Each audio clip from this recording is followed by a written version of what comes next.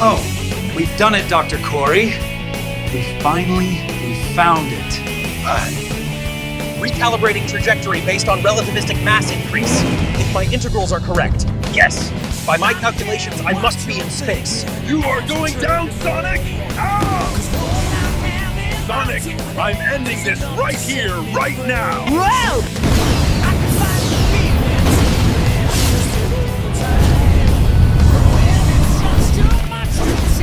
Woo! Gotta run!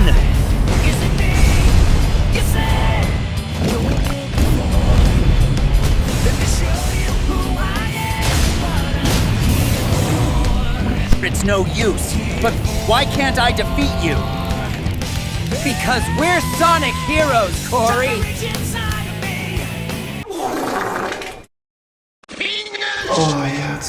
Destroy Sonic!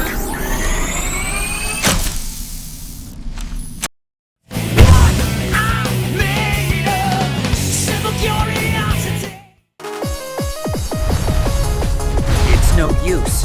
But why can't I defeat you? Because we're Sonic heroes, Corey.